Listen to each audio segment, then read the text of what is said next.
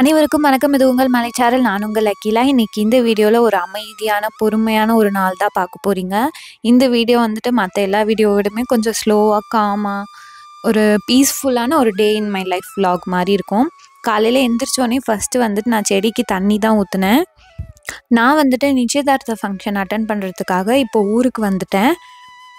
அது நீங்கள் போன ஷார்ட்ஸ் வீடியோலேயே பார்த்துருப்பீங்க. வாங்க இன்றைக்கி நான் என்னென்னலாம் பண்ணேன்றதை இந்த வீடியோவில் பார்க்கலாம். இப்போது 2-3 நாளாக நல்ல வெயில் அடிக்குது. அதனால மண்ணும் சீக்கிரமே காஞ்சி போயிடுது. சரின்னு சொல்லிட்டு காலையிலே தண்ணி ஊற்றலான்ட்டு ஃபர்ஸ்ட்டு நான் அந்த வேலையை தான் பார்த்தேன்.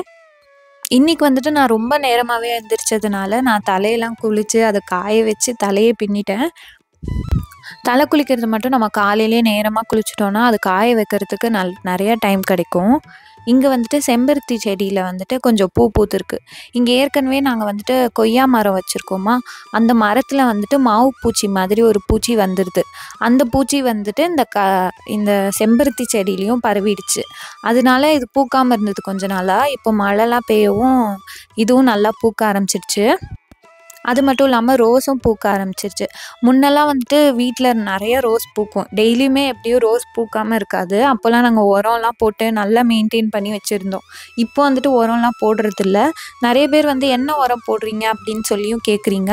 நார்மலாக அந்த நர்சரியிலலாம் போயிட்டு நார்மலாக ஒரு உரம் கொடுங்க அப்படின்னு சொன்னால் அவங்களே கொடுப்பாங்க. அதை தான் நாங்கள் போட்டு இருந்தோம். அதை பற்றி ரொம்ப ஐடியாலாம் இல்லை. அதுக்கப்புறம் வீட்டில் வந்துட்டு இந்த புளிச்ச மோர், கஞ்சி தண்ணி இதெல்லாம் இருந்துச்சுன்னா அம்மா வந்து தண்ணியோட மிக்ஸ் பண்ணி அதில் ஊற்றிடுவாங்க. இங்கே வந்துட்டு நாங்கள் துளசி செடின்னு எடுத்துகிட்டு வந்து வைக்கல.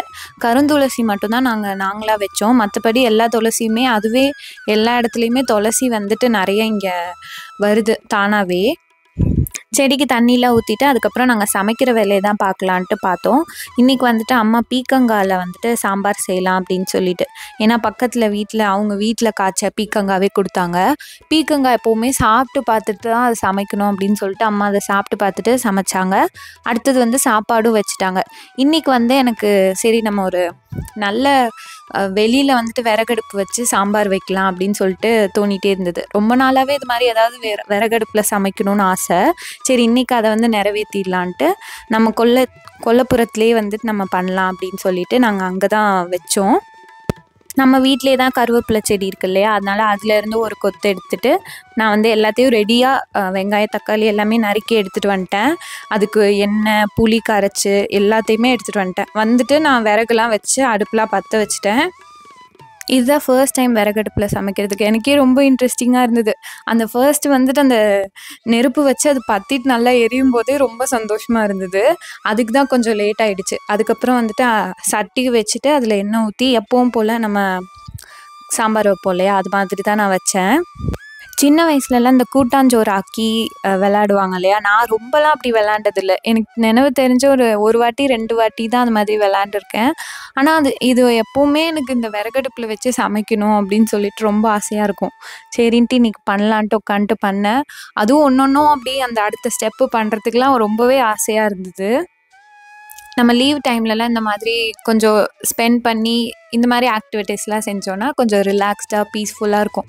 இந்த மாதிரிலாம் செய்யும்போது ஒரு சில டைம் என்ன தோணும், பேசாமல் நம்ம படிப்புலாம் முடிச்சுட்டு வேலைக்கெலாம் போகாமல் இந்த மாதிரி இயற்கையாக அப்படி தற்சார்பு வாழ்க்கை வாழ்ந்துட்டு இருக்கலாம் அப்படின்னும் தோணும்.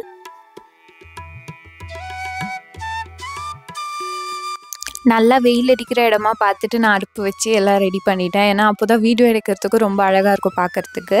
அடுத்தது வந்துட்டு நாங்கள் பருப்பு வந்து குக்கர்லேயே வேக வச்சு எடுத்துகிட்டு வந்துட்டோம். அது மசிச்சும் எடுத்துகிட்டு வந்துட்டேன். அதனால் அதையும் நான் கலந்து மிக்ஸ் பண்ணிக்கிறேன்.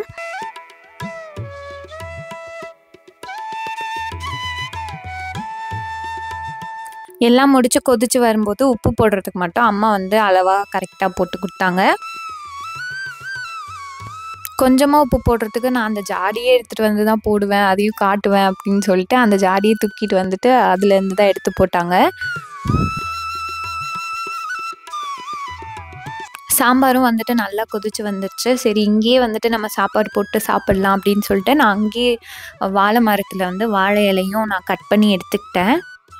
எனக்கு இது மாதிரி விறகடுப்பில் நம்ம ஒன்று பார்த்து செஞ்சு சமைச்சு சாப்பிட்றது ரொம்ப பிடிக்கும். எப்போவாவது ஒரு டைம் செய்கிறப்போ செய்யலாம் இல்லையா.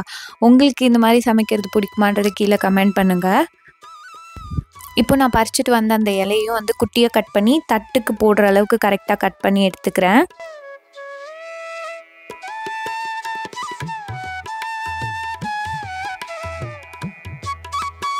கட் பண்ண இலையை இப்போ நம்ம நல்லா கழுவி எடுத்துக்கலாம். ஏன்னா வாழை இலை வந்துட்டு நம்ம எப்போவுமே யூஸ் பண்ணும்போது நல்லா கழுவி யூஸ் பண்ணுறது ரொம்பவே இம்பார்ட்டண்ட்.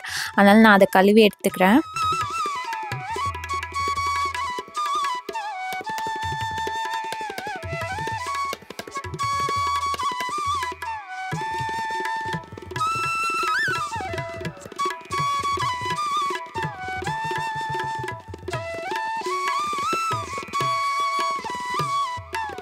தட்டில் வாழை இலை போட்டுட்டு அதில் வந்துட்டு நான் கொஞ்சமாக எடுத்துகிட்டு வந்த சாப்பாடையோ அது மேலே போட்டுக்கிறேன். போட்டுட்டு அதுக்கப்புறமா நம்ம செஞ்ச சாம்பார் ஊற்றி சாப்பிட்டு பார்த்தேன். எனக்கு வந்து டேஸ்ட் வந்து ரொம்பவே பிடிச்சிருந்தது. ஆனால் வந்துட்டு சாம்பார் தான் கொஞ்சம் தண்ணியாக போயிடுச்சு. கொஞ்சம் ரசம் மாதிரி கன்சிஸ்டன்சியில் இருந்தது. ஆனால் டேஸ்ட் வந்து ரொம்பவே சூப்பராக இருந்தது. சரி ஃபர்ஸ்ட் டைம் செஞ்சுருக்கோம், ரொம்ப மோசம் இல்லை அப்படின்னு சொல்லிட்டு நானும் அங்கே எடுத்து போட்டு நல்லா சாப்பிட்டேன். நம்ம செஞ்சதுக்கும் அதுக்கும் அந்த இடத்துலயே உட்காந்து சாப்பிட்றதுக்கும் நல்லா இருந்தது, சூடாக சாப்பிட்றதுக்கு. நம்ம அட்ஜஸ்ட் பண்ணிக்கலாம், ஆனால் எல்லோரும் பண்ண மாட்டாங்களே. அதனால அம்மா வந்துட்டு திரும்ப அதை எடுத்துகிட்டு போய் உள்ளே வச்சு இன்னொரு டைம் கொதிக்க வச்சுக்கிட்டாங்க. எனக்கு ஆனால் ரொம்ப பிடிச்சிருந்தது. ஏன்னா எனக்கு எப்போவுமே வந்துட்டு நம்மளா ஒரு செடி வளர்த்து அதுலேருந்து வர காய் வச்சு நம்மளா இந்த மாதிரி சமைச்சு சாப்பிட்றது பார்க்குறதுக்கு பண்ணுறதுக்கு எல்லாத்துக்குமே ரொம்ப பிடிக்கும். எனக்கு வந்துட்டு லைஃப்பில் கண்டிப்பாக ஒரு டைமாவது நம்ம நாற்று நட்டு நெல் எடுத்து அதுலேருந்து அரிசி எடுத்து சாப்பிட்ணும் அப்படின்னு சொல்லிட்டு ஒரு ஆசை இருக்குது. பார்ப்போம் அது எப்போ நிறைவேறுதுன்னு. அடுத்த வேலையாக நான் வந்துட்டு ட்ரெஸ்ஸு வந்து ஓரம் பிடிக்கணும். அதனால் அந்த வேலையை தான் பார்த்தேன். ஏன்னா தையல் மிஷின்லாம் நாங்கள் இங்கேயே தான் வச்சுட்டு வந்திருந்தோமா. அதனால் அதெல்லாம் நம்ம எப்போவுமே இங்கே லீவுக்கு வரும்போது எந்த இதெல்லாம் தைக்கணுமோ அதெல்லாம் எடுத்துகிட்டு வந்துடுவேன். வந்து இங்கே தைச்சிட்டு எடுத்துகிட்டு போயிடுவேன். படிப்புலாம் முடிச்சதுக்கப்புறம் தான் ஒழுங்காக கரெக்டாக எல்லாம் தைக்கிறதெல்லாம் கொஞ்சம் கற்றுக்கணும். இல்லை முடிஞ்சால் கிளாஸ்க்கும் போகலான்னு ஒரு ஐடியா இருக்குது. பார்ப்போம் அப்போ எப்படி இருக்குதுன்னு தெரியல. எப்போவுமே தைக்கிறது மட்டும் வந்துட்டு நல்லா நம்ம சாப்பிட்டுட்டு நிறைவாக இருக்கும்போது தைச்சா தான் நல்லாயிருக்கும். இல்லைன்னா நம்மளே பசியில் இருந்தோன்னா கொஞ்சம் டென்ஷன் ஆகிடும். நிறைய பேர் வந்து தையல் மிஷினோட டீட்டெயில் சொல்லுங்கள் அப்படின்னு சொல்லி கேட்குறீங்க. நான் வந்துட்டு உஷா ஜெனமோட ஒண்டர் ஸ்டிச் ப்ளஸ் தான் யூஸ் பண்ணுறேன். இது வந்துட்டு ஸ்பான்சர் வீடியோ கிடையவே கிடையாது. எப்போ நான் தைக்கிற மாதிரி வீடியோ போட்டாலும் நீங்கள் அதில் நிறைய பேர் வந்து அந்த டீட்டெயில்ஸ் கேட்குறாங்க. அதுக்காக தான் நான் இதை ஷேர் பண்ணிக்கிறேன். இது கூடவே நமக்கு ஒரு பெடலும் அவங்களே வந்துட்டு ஒரு கிட் மாதிரி கொடுத்துருவாங்க. அதில் வந்துட்டு பேசிக்கான தைக்கிறதுக்கான திங்ஸ் எல்லாமே அதுலேயே இருக்கும். இதில் வந்துட்டு நம்ம 23 வகையான ஸ்டிச்சஸ் போட்டுக்கலாம். அது மட்டும் இல்லாமல் ஒரு பட்டன் ஹோல் வந்து நம்மளே ஸ்டிச் பண்ணுறதுக்கான இதுவும் கொடுத்துருக்காங்க. அவ்வளோதான். இவ்வளோ நேரம் பொறுமையாக இந்த வீடியோ பார்த்ததுக்கு நன்றி.